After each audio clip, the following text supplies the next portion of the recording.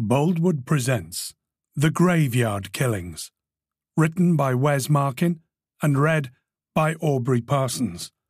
The moral right of the author has been asserted. This performance is owned by Boldwood.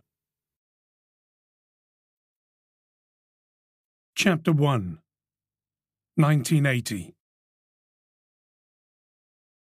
Dean Maiden couldn't piss straight. Hardly surprising. Another job lost. Another drink. Another day in Thatcher's Britain. He leaned his head against the wall above the urinal and worked on his aim. After all, he'd already sprayed his brogues twice this evening and didn't want to wreck them completely. He'd need them for the weeks, strike that, the months ahead, in which he'd be scrambling around for work. When someone slapped him on the back, he saturated his shoes again. "Bollocks! Head off the wall, Dino." It was Ken Turner, landlord of the Dropping Well. "Enough to be done without scrubbing your dribble off the sodding walls?" "You'll be scrubbing the chuffing floor anyway," Dean said, looking down at the puddle of piss. "Just do as you're told and stop drooling down me bloody tiles." "All right, Ken, after the day I just had." Ken raised his eyebrows, clearly interested. "Go on." "Lost another job, didn't I?" "That print shop in Bradford?" Ken asked, his tone of voice suddenly more serious. Dean took a step back, shaking his foot and zipping up his fly. "Aye." "Sorry to hear that, Squire. Seems to be getting all too common round here." "You don't look too broken-hearted," Dean said. "You got a pub chock full of wounded men out there, taking their last pennies." "Piss off! I offer a service," Ken said, unzipping himself. "Trying to get all your bloody minds off everything." Dean looked at the filthy sink and decided against washing his hands. There was no value in putting his hands anywhere near it. He glanced down at his sodden shoes, then up at Ken, who had a smile dripping from his wide, sagging face. "Bugger off." "Hey, son, if I didn't serve you this medicine, then someone else would. At least you got a pair of lovely lasses to get home to. More than can be said for half that lot out there." Dean sighed. "Aye, till we lose the house and then Estelle buggers off to Greece with some tanned hunk." "You'll still have Penny." "Really? 17 now. She'll be gone soon enough." "Aye, she will." "Has anyone ever told you that you're a prize dickhead?" "Just my wife, Dino. Just my wife." Dean staggered through plumes of smoke, nodding and grinning at the men he'd known for as long as he could remember, keeping up a brave face. No one liked a whinger. And he wasn't the only poor sod in the pub with piss-stained brogues. Paranoia over employment and losing your bricks and mortar seemed to be at an all-time high, ever since that witch had started running the country. "Oi, Dino, you can barely stand. I think you've spent enough time with Timothy," Brian shouted over. Timothy Taylor's landlord, the beer of champions. "Piss off," Dean shouted back. "Only just getting to know him." There was a new lass at the bar. She was young and pretty, and reminded him of his daughter Penny. He couldn't envisage her working in a shithole like this, but knew that it was probably only a matter of time. Money wasn't growing on trees these days, and she was almost 18. He ordered another pint. "Jesus, 52p? Thatcher's Britain? One for yourself too, love."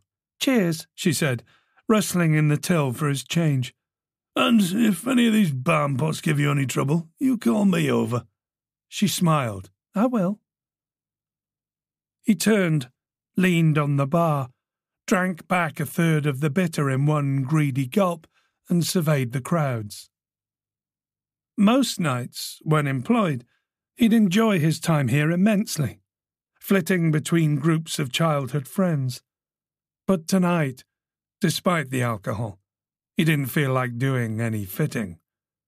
If anything, he felt like crawling alone into a dark room with a bottle of whiskey. He took another large mouthful of Timothy, belched, and then wiped his mouth with the back of his hand.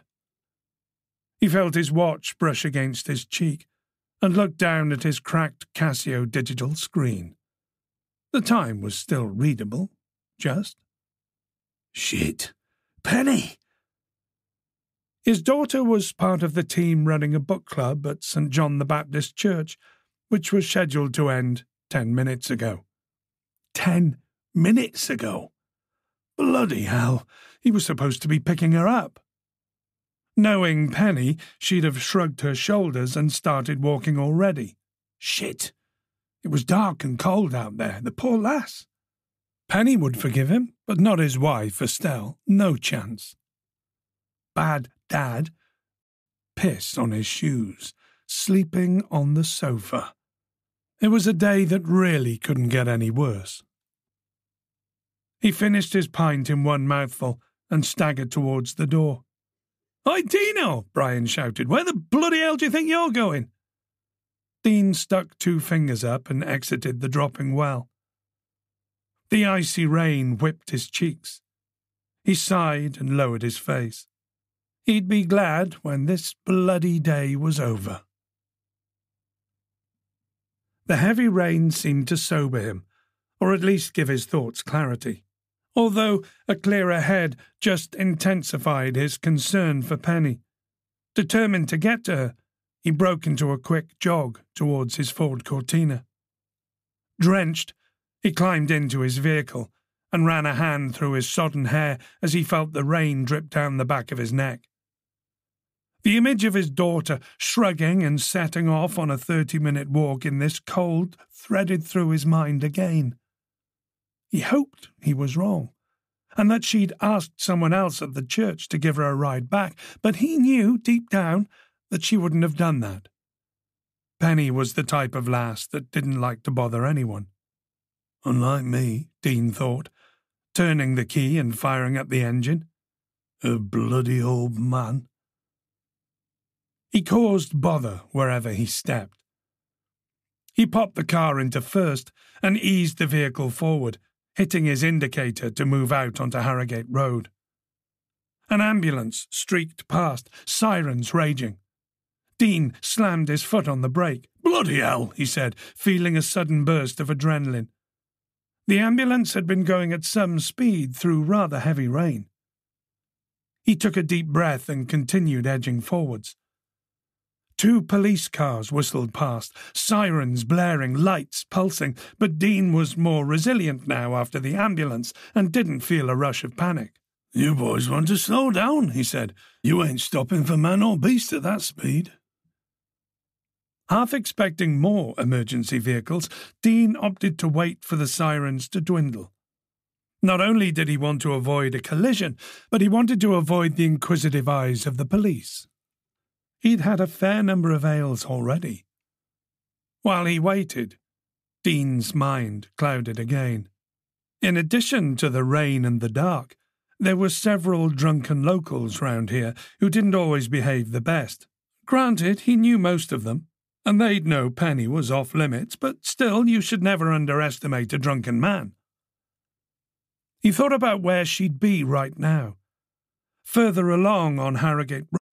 "Hang fire, Dean. You'll be with her in a minute or 2. Across Harrogate Road was the entrance to Mother Shipton's, pulsing under the blue police lights. Only last year the Maidens had visited as a family. The petrified stone objects hanging under the lip of the cave had fascinated Penny. Dean hadn't been so fascinated with the objects, but rather with his daughter, who grew more beautiful by the day. His fascination had been bittersweet. The pride he'd felt had collided painfully with the understanding that she soon would be leaving them to make her own way in the world. He sighed and continued to wait, but the sirens weren't stopping, and the blue pulsing caused by the distant flashing lights continued. With his patience dwindling, He turned left onto Harrogate Road. Up ahead he could see that the police cars and the ambulance had come to a stop further up the hill, close to Bond End. And then the blood froze in Dean Maiden's veins. Chapter 2, 2023. Zach Livingston felt ready to have sex. At least, that was what he told himself over and over since this morning's offer. In history, at 9:30, Chrissy Greenwood's note had worked its way to him from one corner of the room to the other. It crossed various tables, greased many palms, yet arrived still folded into a little square. Not surprising, really. Chrissy was one of the most popular girls in school, if not the most popular, so no one would risk her wrath by unfolding and reading one of her notes. In contrast, Zach was one of the least popular boys in school, if not the least popular, so all eyes and sneers were on him as he had unfolded the note with trembling fingers. Mrs. Brown was sensitive to disruption, so when the pitch of her voice had changed for the first time in 30 minutes, everyone's eyes flew back to her. She may have been frightfully dull, but she had tendencies towards sudden, maniacal behaviour, which scared the students. So, all the Year 11 students had sat up straight and regarded her attentively. This was fortunate for Zach, because after reading the note from Chrissy, he had immediately glowed red. Not a good look. The rumours that Chrissy Greenwood, who was said to have had more boyfriends than the Kardashians had Instagram followers, liked Zach, had started the previous day. His best friend Theo had offered his usual cutting dose of realism.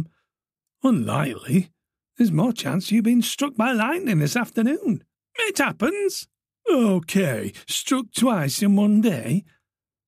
Zach had considered researching it, but decided against it. What would it change? Theo had thought the rumour was bollocks, and he was more than happy to keep dishing out reality checks. And Theo still wouldn't have it, even after he'd seen the note. I'm ready. Knaresborough Cemetery tonight, 10:15. Bring a condom. Bollocks! Bollocks what? Bollocks you're getting a shag. You read the note? She didn't write that. She did. Theo had been shaking his head so hard, Zach wondered if it might just fall off. Nah, one of her mates must have. It's a wind-up. I watched her. We were eyeing each other up as she wrote it. Pity you're falling for it. Zach had snatched the note back. I'll let you know how it goes. What goes? Get a real dickhead. If you want to have sex, you need to meet a female geek that doesn't already know you, because they, too, will be desperate to elevate their status, not lower it. That's why you wait till college. Geeks like me and you will clean up in college, because the female geeks won't know you. I'm warning you now, this is bollocks. What's more, there are 2 problems here, well, 3 actually, which are 10:15 is past your bedtime. Your mum and dad won't be best pleased about you wandering out on a school night. Second, where are you going to get a condom? And finally, a graveyard. How the hell are you going to get it up in a graveyard? All bases covered. Zach had winked, turned and strutted away, looking confident, but melting inside. Yes, Zach Livingston felt ready for sex. Had done for a while now, but there was a big difference between feeling horny a lot and having sex, wasn't there? Still, no one ever got anywhere by standing still. This was his time. Theo just had sour grapes that Zach's enormous leap had come first. He made a mental note to be very unsupportive when Theo's time came too. Zach scoped the local pharmacies. Eventually he chose a small pharmacy on Chain Lane and waited until there were no customers. He crept into the shop, head lowered, face glowing, grabbed a packet of condoms and went over to pay. Most embarrassing moment of his life. Still, he was equipped. Getting out of his home was less difficult. His mother always went to bed early as she liked to jog at 5 in the morning, and his father was away on business. The third problem was an oddity. How the hell are you going to get it up in a graveyard? For someone with no carnal knowledge whatsoever, where did you even begin with answering that?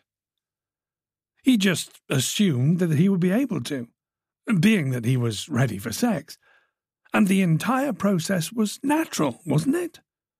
He didn't believe in ghosts or anything, so he didn't fear being interrupted by some long-dead grandmother 6 feet under. Zack waited by the locked gates. The moon was full tonight, but the light, although welcome, didn't make the whole thing any less eerie. Also, the chances of being caught trespassing increased. He leaned against the stone wall by the knee-high Wetherby Road Street sign, nervously fiddling on his mobile. He wasn't focusing on anything in particular. His racing mind wouldn't allow that. It was simply an attempt to look less odd. 10:30, and still no Chrissy. Well done, Theo. Seems like you were right, as usual. Are you coming, or what? Heart crashing against the wall of his chest, he turned. She was really here. She wore leggings and a red crop top. She was also heavily made up, and had ample cleavage on show.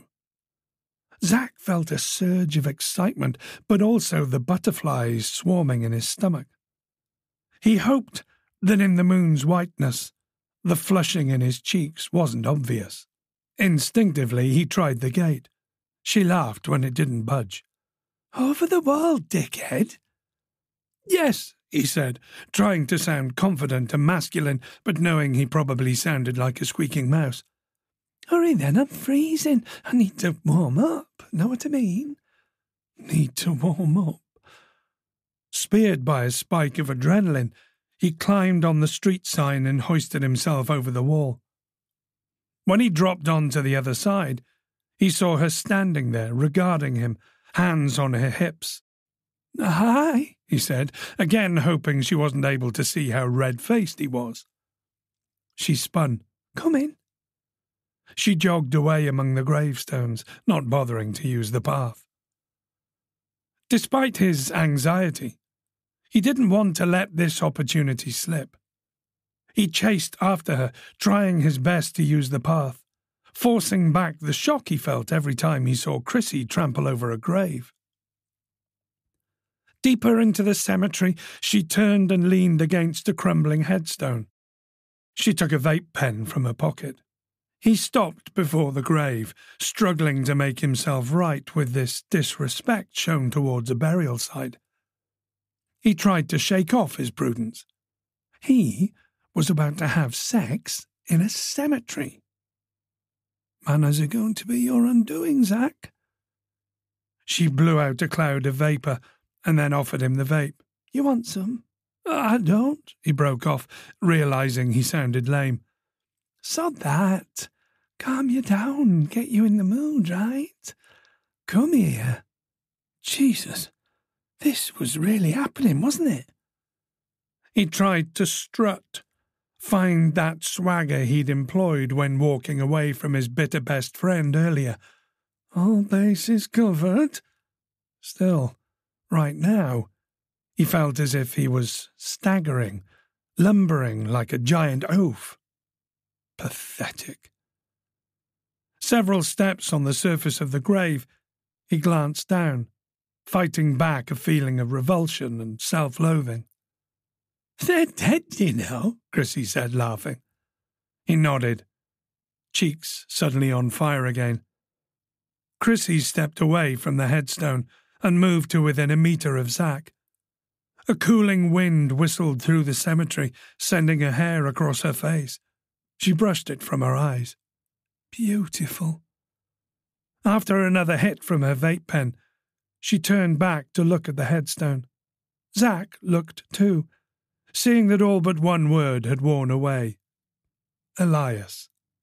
The first name, perhaps? She turned back and exhaled. Zack could smell the cherry scent of her vape. Bet whoever's down there's just dust and bones. Zack nodded. It was a rather obvious thing to say. Still, he wasn't standing here because of her sharp wit and intelligence. Chrissy was extremely popular and outgoing. She drank, smoked, and had boyfriends, a lot of boyfriends. It seemed easy to be popular if you did such things. Would having sex in a graveyard make Zack more popular? He guessed it may have some kind of impact. She came closer to him. He heard the night songs of birds in the trees. He felt a stirring below, and glanced off into the distance at the thousands of graves. How the hell are you going to get it up in a graveyard? He'd suspected that the third problem identified by Theo was never really going to be a problem at all. She pressed the pen to his lips. Taste it. He inhaled and felt light-headed for a moment. Suddenly worried he might just fall, he closed his eyes. She laughed. Are you nervous? Yes. No. He shook his head, determined to look more confident. I don't believe you. She put a hand on his face. But I don't mind. I like it. You're gentle, different from most of the other dickheads. Oh, that sounded good. She leaned in and kissed him. Her lips were soft. It shocked him, but she didn't press too hard so he could keep himself steady. This was the first time he'd ever kissed a girl. He tried to let his head move naturally, in sync with hers, but was acutely aware that he'd no actual idea of what he was doing. Paranoid that he was doing it all wrong, he considered pulling back, apologizing, when she gave a pleasurable moan. And he felt his stomach light up inside. In fact, he felt everything light up. When her tongue moved in his mouth, the sensation became indescribable. He allowed his tongue to join hers in a slippery dance. The light inside was now a raging fire. She stepped back, fixed him in a stare that was exaggerated but still very welcome, before throwing her vape pen down and pulling off her crop top. His breath caught in his throat as he regarded the tight black bra and her breasts pushed high. Did you get it? Chrissy asked. Get what? Sorry? The condom. He nodded, hoping he wasn't drooling. This time she didn't lean in, she pounced. The kissing became more forceful, her tongue thrusting in and out. When her hand started rubbing at the front of his trousers, where he wasn't simply just stirring anymore, he suddenly felt as if he was going to explode. She pulled one of his hands around her onto her bum, and he let it rest lightly there for a moment before she broke away and said, Don't hold back. He didn't know how to respond to such a request. Squeezing one of her buttocks seemed like an option. Her moan showed he'd made the right choice. She undid his belt. Was this really happening? Here, now, in a cemetery, on a... Doubt tugged at him. No, not now, Zack. Not when you're so close. She'd already undone the top button of his trousers and slipped a hand down inside. It was wrong. This was wrong. They were standing on someone's grave. He pulled away. What? She hissed. Breathlessly, he looked around himself, desperate for a solution. He pointed over at a bench against the wall. There! A large tree reached over the bench, its foliage hung down like the overgrown, mossy hand of a giant. Chrissy glanced at the bench, and then nodded down at his gaping trousers and his bulging underwear. I don't think you'll last until we get there. When she looked back up at him, Zack saw a sneer on her face. His stomach turned. Malice. Was that what he saw? I will, he said. No, now or never, here or not at all. He looked at the crumbling headstone. Elias, at rest. Dust and bones. I don't. Have you changed your mind? Don't you want me any more? The sneer and malice seemed to fall away now, and her eyes glowed with anger instead. No, he said, trying to understand what he was suddenly feeling. Guilt, perhaps, over how he'd made her feel? Or maybe he was now so far outside of his comfort zone that it was best to just choose to opt out instead of staying in. Thinking back to the kiss and his burning desire, he fought against his sudden reluctance. He couldn't remember ever feeling so alive and wanted to stick this out to the bitter, or rather glorious end. No, I want you, he said, feeling proud of himself for delivering the words in an assertive tone of voice, a tone that had regularly evaded him in his life until now. Put it on then, she said. Sorry, put on the condom. She sucked on her bottom lip. He thrust his hand into his pocket and yanked out the foil wrapper. With trembling hands he tore it open, acutely aware of the instructions not to do so for risk of ripping the contraceptive. Instructions he'd read over 50 times since purchasing the packet. Holding the prophylactic in one hand, he stared down at his gaping trousers and the bulge in his underwear. Hurry now, she said, the sneer returning. He yanked his underwear and jeans down. He tried to kick them off, but his shoes were an obstruction, and he almost stumbled. Laughing, she put her up. Put it on? He flushed, looked down at a cleavage spilling out from the top of her black bra, and then looked at his erection. When in Rome? He reached down to work the condom on, squeezing the air from the tip as the instructions had advised. After, he looked up. Good boy, Chrissy said, drawing her hands away from Zach's neck and then taking some steps back. He creased his brow. She continued backing away. Where are you going? He asked. She leaned over, picked up her crop top beside the headstone and slipped it back on. He was about to take a step in her direction, but recalled, just in time, that his trousers were around his ankles. Confused, he leaned over to pull his trousers up, but was interrupted by some voices behind him. His blood ran cold. No. He glanced over his shoulder. Noah Thompson and Sam Green, 2 idiots from year 11, sniggering and, worse still, filming him with mobile phones. Panicking, he tried his best to cover his exposed crotch, but he was still quite erect and so made himself look even more ridiculous when he winced. It was all too late. Sam's phone was already pointing downwards at his nakedness. And what do we find out in the wilderness this evening, Sam? Noah asked. Something small and timid, Sam said.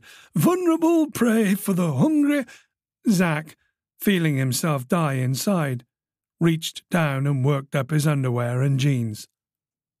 The bastards were laughing hard now, including Chrissy.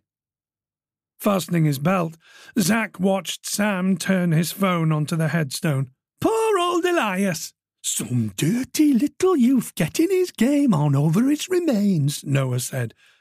Turn it off, Zach hissed, pointing angrily. The small, timid prey speaks, Sam said. Zach wasn't sure if he'd ever heard anyone laugh as hard as Chrissy was right now. He looked at her with disgust. She shrugged. Just a bit of fun, innit? Zach stumbled backwards. He closed his eyes, and he saw his smiling best friend, Theo. I did try to tell you it was bollocks. After opening his eyes, he looked at Chrissy, trying to hide the sadness from his eyes, but knowing that it was on full show. I thought... Thought what? Chrissy sneered again. Really? Honestly? You think I'd touch that tiny little prick? Zach panned his gaze, darting over the 3 bullies. What were they going to do? Sam slipped his mobile into his pocket. "That video," Zach said, trying to stop his voice cracking. "You can't do anything with that. I don't give permission. "Look, dweeb," Noah said and laughed. "You gave us permission when you snogged my girlfriend and touched her ass." It wasn't like that," Zach said, pointing angrily at Noah. Noah looked at Sam and then at Chrissy. "Can you believe this?" He pointed back at Zach. "Of course it was. We arranged it." Zach wiped the tears from his eyes. He wanted to say more, but his lips were quivering now. "Don't cry, little man. We're going to turn you into an internet sensation," Noah said. Zach shook his head. No, please." "It's a grave, man," Sam laughed. "What the hell were you thinking? Getting your dick out on someone's grave? What were you planning to do, knock one out? Certainly looked that way." Zach glanced at Chrissy. "No, But wasn't it obvious? Chrissy had stepped back. It'd just be him standing alone on a grave with an erection. Chrissy would deny ever being there. "I'm begging you," Zach said, moving towards Noah. "Don't worry, maybe you'll attract some kind of weirdos into shit like this," Noah said. "You know, it may even be a blessing in disguise for a little virgin like you." Zach looked back at Chrissy, who was still laughing hysterically. He imagined the horror on his mother's face, Theo's face, everyone's face. His life was over, completely. Unless... He stepped forward with one hand out and the other balled into a fist. "Give me your phones." Noah laughed. "Who's going to make us? You, the graveyard perv with the little dick. This is getting embarrassing." Zach surveyed the floor, sighted a rock and swooped for it. The bullies descended into hysterics. "I bloody well will," Zach said, shaking the rock in Noah's direction. Chrissy came around the grave and had to steady herself against her boyfriend. She was laughing so hard. With despair and anger racing through Zach in equal measures, he took a step towards them. "You need to give me that phone!" He pointed at Chrissy with a rock in his hand. You bitch!" She shook her head, tears running down her face from the laughter. "Yes, I admit it, but shit, this is worth it. So funny." Zach threw the rock. It caught Chrissy square in the face. The two boys stopped laughing and looked down at her. Chrissy was still. Chapter 3, 1980. The police and ambulances may have called time on their ear-shredding sirens, but they weren't killing their flashing lights for love nor money. Knowing that driving his car up to that chaotic buzz of emergency services was just asking for trouble, Dean Maiden abandoned his Ford Cortina beside the pub and ran up Harrogate Road. The thrashing rain slanted towards him, so when he was midway over the Knaresborough High Bridge, he stumbled, half-blinded, off the pavement and onto the road. Fortunately, there were no cars flying past, as was usual. The road was now at a standstill from the commotion ahead.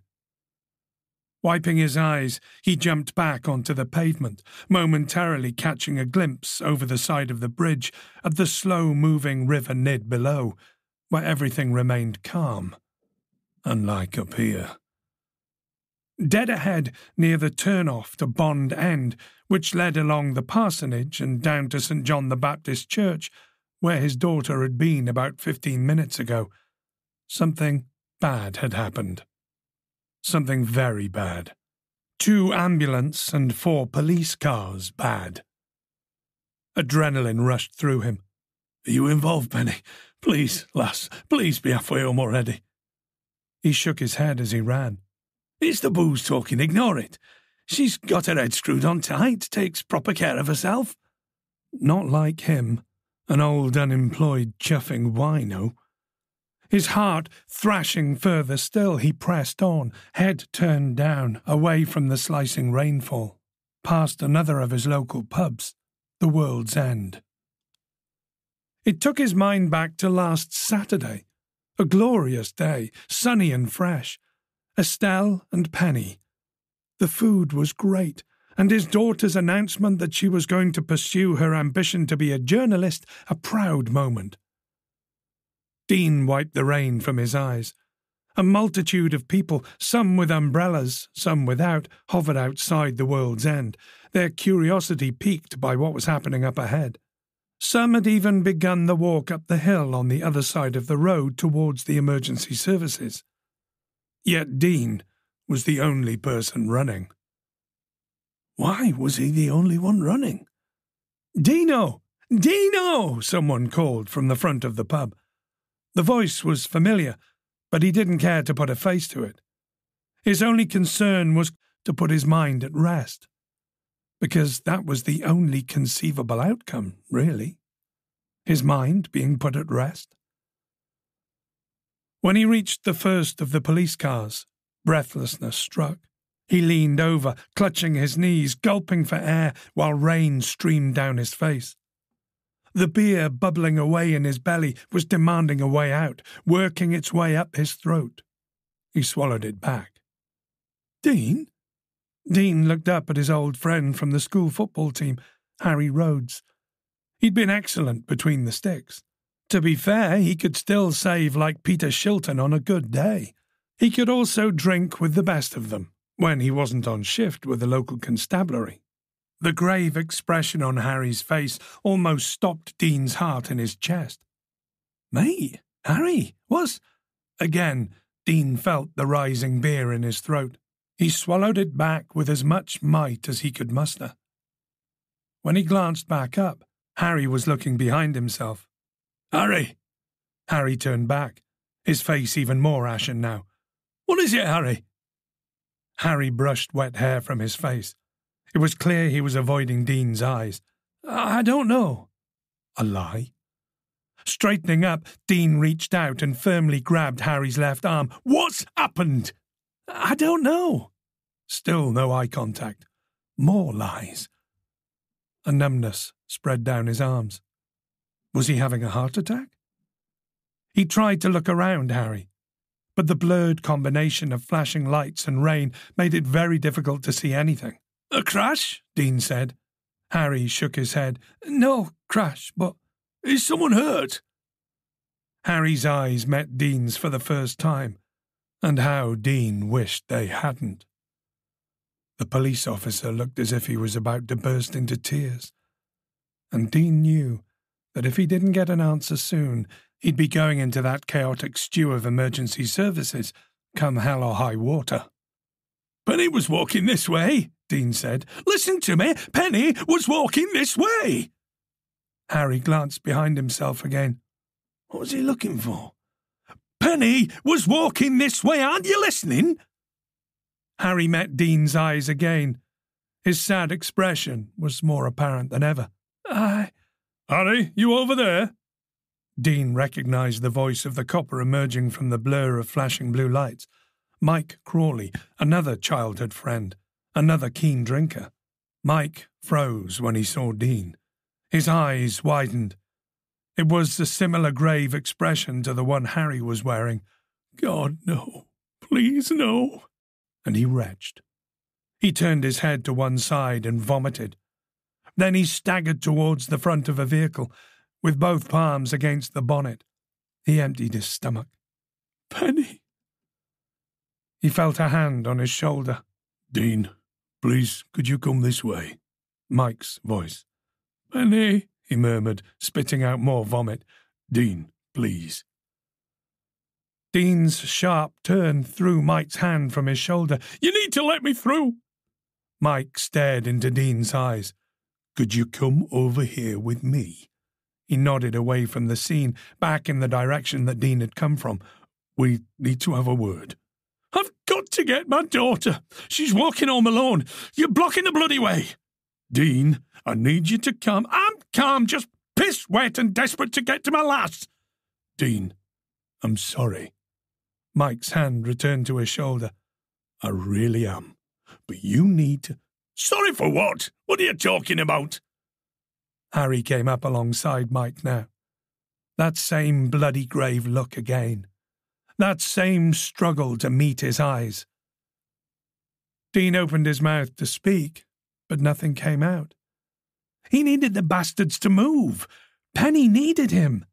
He sidestepped away from Mike's hand, swooped around the front of the police cars, and darted away. "Don't, Dean, please, come back! You can't go in there. You shouldn't go," Mike called after him. Dean was now alongside the nearest ambulance, the rain thrashing his face again. Mike's voice didn't drop in volume. He remained close behind him. "It's too late. I'm sorry, Dean. Please, listen." At the back of the ambulance, a paramedic was pushing a gurney up a ramp. Rain danced on a sheet drawn over a body. A paramedic stared at Dean. "Sir, please step back." Dean already had his hand on the sheet. "Penny!" Again, Mike's hand landed on his shoulder. "I'm sorry, Dean, I'm so sorry." Dean stared at the paramedic, willing him to say that Mike was mistaken, but then the man's eyes lowered sadly. "Let me see you," Dean said. "It's not a good idea," Mike replied. "Trust—" "No, I want to see you." He stared at the paramedic. The paramedic shook his head, struggling to raise his eyes to Dean. "You really shouldn't." "Why? Why can't I see you?" His eyes darted anxiously left and right. "Why?" Dean turned his eyes back towards the road. In the flashing lights, he could make out the lines burnt into the road from locking tyres. He could also and being washed away down the hill. Washed away. Penny, his daughter, washed away. He closed his eyes, saw himself with Estelle and Penny sitting in a pub garden, enjoying the sun on a Saturday afternoon. The name of the pub? The World's End. Dean Maiden turned and collapsed into Mike's arms, suddenly wanting nothing else but to die. Chapter 4 2023. What a shit show! Wasn't losing your virginity supposed to be some kind of landmark in the game of life? And also, Rick, Zach's older cousin, had once said, "Sex is like a tap. Once you've turned it on, well, you get the picture." He'd had such high hopes. But the best night and the tap had never materialized. Only this almighty shit show. But should I be surprised, really? Shit shows are often par for the course in my game of life. 10 seconds after the stone had put Chrissy on her back, she moaned. Zach, fearing he may have killed her, breathed a sigh of relief, while Noah, her boyfriend, ran to her. She moaned again. Kneeling, Noah tried to move Chrissy's hands from her nose. "Piss off! Ow! Shit!" "I think it's broken," Noah said, delivering the news rather unsympathetically. Zach's heart dropped when he caught sight of the amount of blood on her face.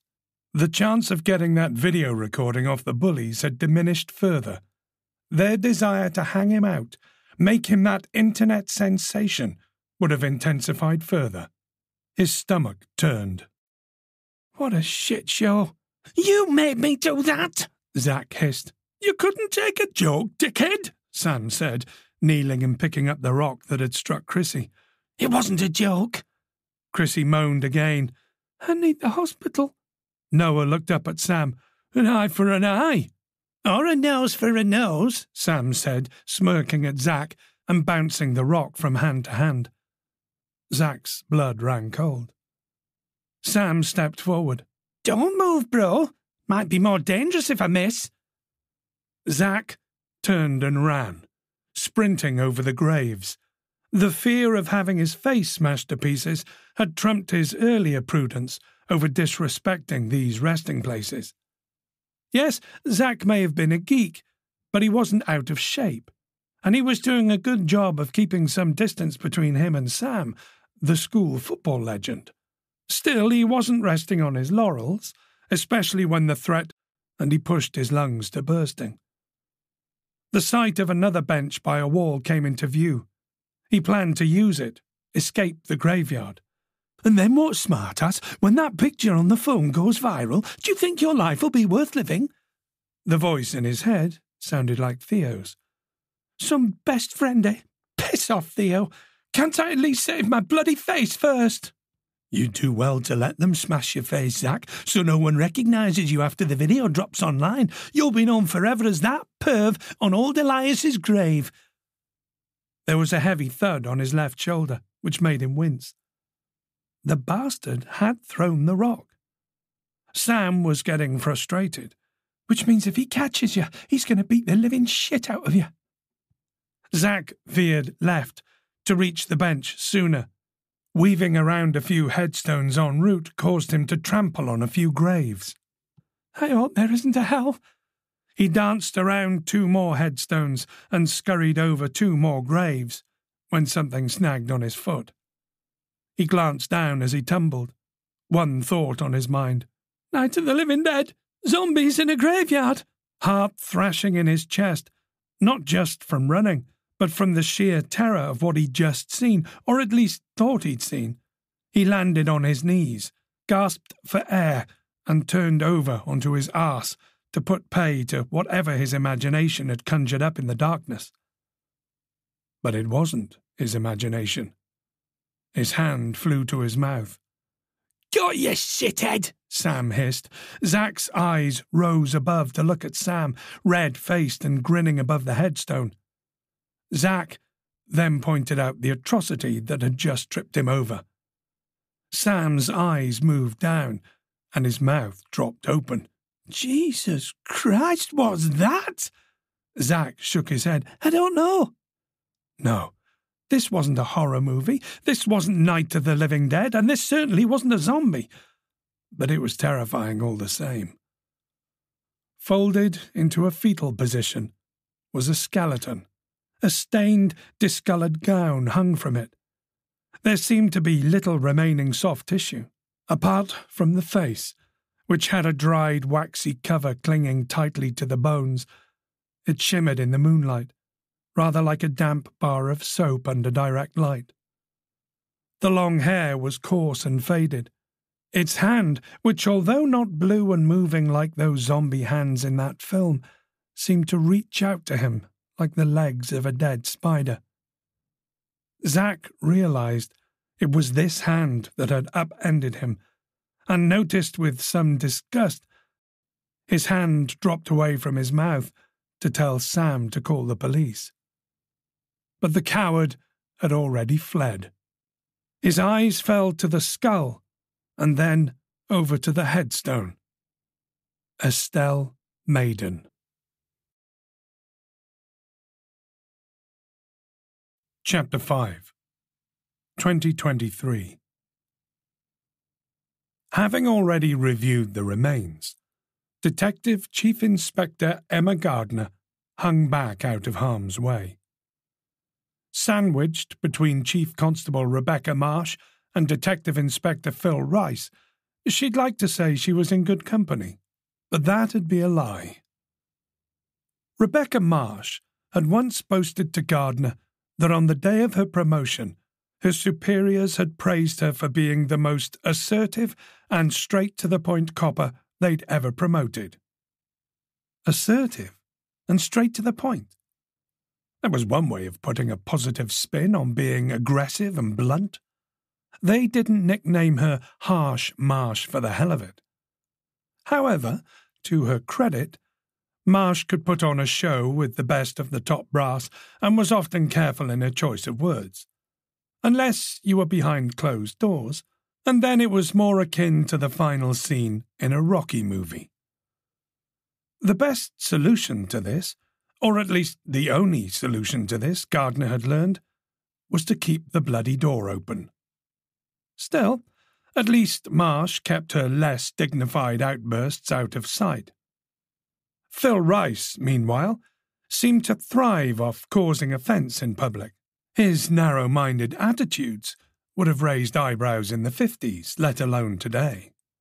He'd even had the audacity to refer to himself as woke, because he ate different cuisines, acknowledged that women, overall, were now safer drivers than men, and because he appreciated that homosexuality wasn't a fashion statement any longer, but a response to biological drives. "You sound so well read on the subject," Gardner had retorted. "Look, the world is changing. You move with the times and the attitudes. Your tolerance is a thing of wonder. You should try it more. Deep breath and accept. My psychiatrist taught me that."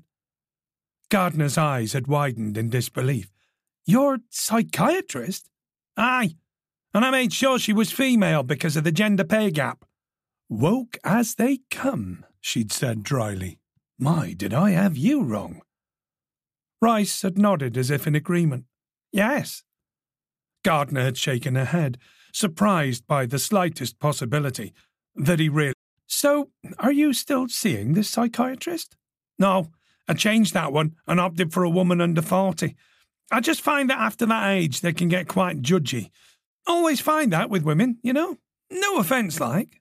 Unbelievable. She had decided to kill the conversation before her sarcasm turned to irritation and then spiralled. She did, after all, value Rice's assistance. Despite Rice being far more anti-woke than he'd realised, he'd proven himself on more than one occasion to be an effective investigator, and lent support to that old maxim that you don't have to like the people you work with, do you? A tent had been set up over Estelle Maiden's grave, concealing the decades-old body which Zach Livingstone had stumbled over. The sockos were moving around it, ruthlessly picking at the scene. "Shagging in a graveyard," Marsh said. "What an absolute—" "Don't knock it till you've tried it," Rice said. Gardner looked at the smirking DI with a raised eyebrow. "I won't be trying it, Detective Inspector," Marsh said, "and I don't want to be hearing about any of your habits either, nor does anyone in the incident room." Gardner couldn't resist smiling when Rice's face glowed. "So, we're not convinced this is Estelle Maiden?" Marsh said. "Estelle died in 1981, and the earth beneath this body is undisturbed, so if it's her, and she was excavated, it was a while ago." Marsh looked around at the many graves. "Well, if it isn't Estelle, and that body has come from somewhere else in here, it's going to be a long night." "Hopefully not," Gardner said. "I've asked Ray to look into Estelle Maiden. Someone has displayed that body there for a reason." "Bless Estelle's soul," Rice said. "I hope I'm as important 40 years after me death." Marsh snorted. "Fat chance. You're not even that important now." For Gardner, Rice and Marsh's acerbic exchange faded into the background as her thoughts returned to the folded skeleton. Yes, the earth was undisturbed, so unless it was Estelle, excavated many years ago, who the bloody hell could it be? Someone connected to Estelle? Important to her? And if that was the case, who would be peculiar enough to initiate such a reunion? For information retrieval, Gardner knew of no one faster than Ray Barnett. There was also no one better to have in your corner if shit hit the fan and you found yourself in a precarious situation. The tall and threw weights around the local gym for fun. He was also an avid reader of Batman comics and had even dabbled in some comic book artwork. Although this skill didn't come in handy as such, it did show that the world was composed of rather complex and unique individuals. While Gardner waited for Barnett to come good on his mission to look into Estelle Maiden, she tasked some of the other officers with escorting the 3 male school kids away. Parents had already been contacted, and, having been suitably disgusted with the details, had agreed to come to the station and sit with the minors while they made their statements. Chrissy Greenwood, meanwhile, was in the hospital having her broken nose seen to. She was yet to say anything, while Zach, the boy who'd found the body, had blurted out everything to Gardner. Poor kid. Gardner couldn't condone the violence against Chrissy, and considered it appropriate that Zach pay the price for impulsive aggression, but God, What a horrible thing to do to someone. Kids could be so cruel. She'd reprimanded the two bullies, Sam and Noah, herself. You know that under the Sexual Offences Act 2003, recording a person doing a private act for the purpose of causing humiliation is illegal. Noah and Sam had looked as if they were going to throw up. Not such big men now, are you? She hadn't bothered to tell Zach that engaging in sexual activities in public places was also an offence. He already looked like he'd been through the ringer one too many times, and he knew well enough that he was in serious trouble for throwing that rock. Although Noah and Sam had vowed to delete the footage, Gardner had seized their phones as evidence anyway. Part of a crime scene now, boys, and, she moved her fingers between the two boys, if any of your friends find out about what you filmed here and what you did to Zach, then I'll make sure the consequences for today's palaver are a lot worse than they could be. Understand? They'd nodded, looking terrified. She didn't like wielding the axe with youngsters, but needs must. What they'd done to Zach couldn't become idle gossip. She imagined nothing would take a sledgehammer to a child's mental health faster. Losing a phone is like losing an organ to kids these days, Rice had said. They need to start using them responsibly then, Gardner had replied. I'm not arguing, boss. Totally agree. Surprised you didn't smash the bloody phone to pieces. Just at that moment, Gardner's own phone rang. Barnett. She listened sadly to the tragic story of the Maiden family. Gardner approached the tent over the remains. She peered in at the pathologist. Anything else? Gardner asked. Want to take a pop at age and gender? You happy with best guesses? She asked. Very. It was actually music to Gardner's ears. This pathologist's predecessor, Dr. Hugo Sands, had despised giving out anything but cast-iron, undeniable facts. But Sands was old news, having been struck off a while back for some rather despicable behaviour. Looking at the pelvis, skull and long bones, I suspect female. Still, the forensic anthropologist will be far more accurate. An age? Young, perhaps? Yes. Around 17? I'm not going anywhere near that precise, but definitely younger than this Estelle Maiden would have been. Late teens to late 20s would be my range, looking at the teeth, the fusion of some bones and the skeletal features. I did some courses on this stuff, although, like I said, I'm not an expert. Do you think you know who this is, then? Just a gut feeling at this stage, thank you. Gardner collared Chief Forensic Officer Fiona Lane. Gardner and Fiona had known each other a while, but it was only recently they'd struck up a friendship. Over the past few months, their friendship had evolved. They'd shared a love of live music and had visited Monty's in Harrogate frequently. Nights that often saw incredible amounts of gin and tonic consumed, while still costing less than the bloody babysitter. Expertise required, Miss Lane? Of course, Miss Gardner, although I can't promise you've come to the right place. There's rarely a better place. You're too kind. Using a map of the cemetery Barnett had just sent to her phone, identifying the location of one grave she'd requested, Gardner led Fiona through the maze of headstones. This is intriguing, Fiona said. Just the obvious. I'm looking for the closest possible connection to Estelle Maiden. Still, it might be nothing. Well, if it isn't, at least we'll get our steps up. Gardner paused, trying to orientate herself to the grave Barnett had circled. Bloody hell. She turned slightly, so that a row of trees was just on her left, then cut down through another path of stones. Wait for me. These legs aren't what they once were, Rice said, padding up behind them. Gardner found the grave she was looking for, and could see, immediately, that she didn't need Fiona's expertise to tell her the obvious. She felt a surge of adrenaline. The ground has been disturbed, Gardner said. Very recently, Fiona came up alongside her. What the chuffing hell, Rice said, reading out the name on the headstone. Penny. Gardner knelt and looked closely at the ground. The soil had been scooped out, then thrown back in quickly, so it now formed more of a mound than a flat surface. "Going to take a lot of rainfall to get that ground flat again," Fiona said.